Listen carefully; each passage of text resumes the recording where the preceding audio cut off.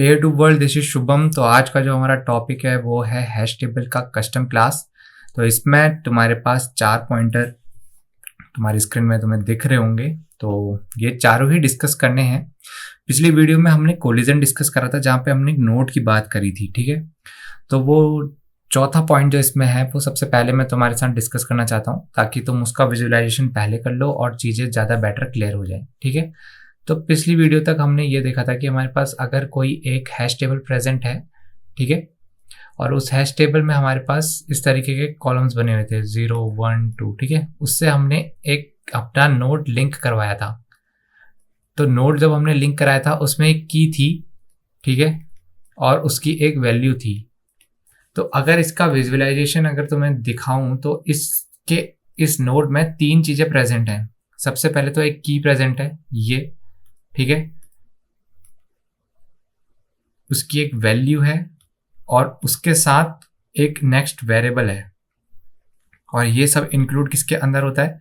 ये सब इंक्लूडेड है एक नोड के अंदर। इस पूरे को एक नोड बोलेंगे, ठीक है। तो जब इसका विजुअलाइजेशन करने निकलेंगे तो सबसे पहले जो की है वो आएगी हमारे पास, ठीक है। की आएगी, की में उसके साथ एक वैल्यू आएगी। तो इसका विजुअलाइजेशन जब होगा तो वो कुछ इस तरीके से होगा कि अभी हमारे स्ट्रिंग फॉर्मेट में है।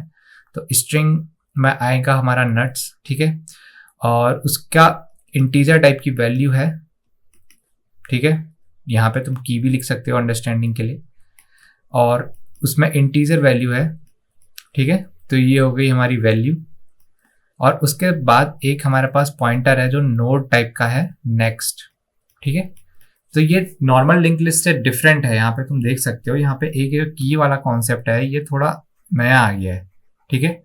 बाकी दोनों जो चीजें हम अभी तक देखते आ रहे हैं, एक लिंक लिस्ट में भी रहता है, डब्ल्यू लिंक लिस्ट में भी रहता है, स्टैक में भी देखा था जब स्टैक का इम्प्लीमेंटेशन लिंक लिस्ट से करा था।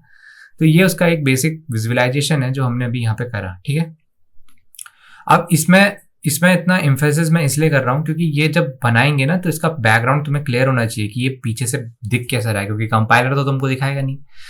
तो इस जो वीडियो में हमारा कस्टम क्लास है उसमें शुरू हम करेंगे एक कस्टम क्लास से, उसके अंदर एक नोड बनाएंगे, उसके बाद एक एरे लिंक लिस्ट बनाएंगे जो कि इस नोड की तरफ पॉइंट करता है, ठीक है।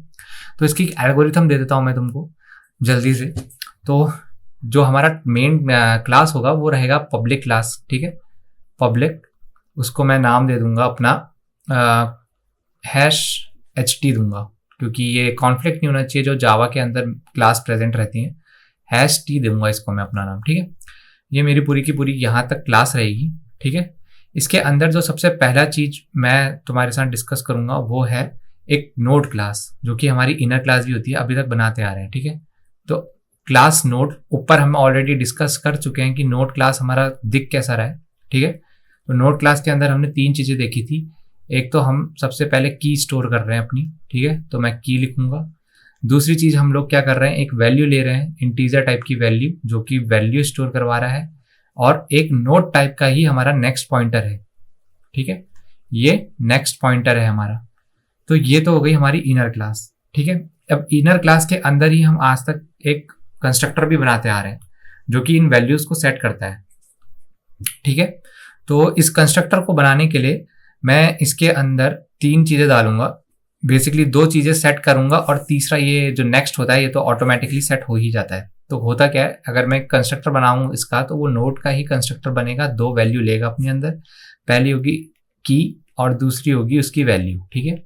एक तो क्या लेगा, एक लेगा की, और दूसरी क्या लेगा, दूसरी लेगा वैल्यू लेगा, और इन दोनों को सेट करेगा, डिफरेंशिएट करेगा इंस्टेंस वेरिएबल से हमारे लोकल वेरिएबल को। तो की में तो की चला गया और वैल्यू में वैल्यू चली जाएगी, दिस डॉट वैल्यू, ठीक है। तो ये आ गई, यहाँ पे दोनों वैल्यू सेट कर दी और यही रिटर्न करवाएगा। यहाँ पे हमारी इनर क्लास भी बंद हो जाएगी, ठीक है।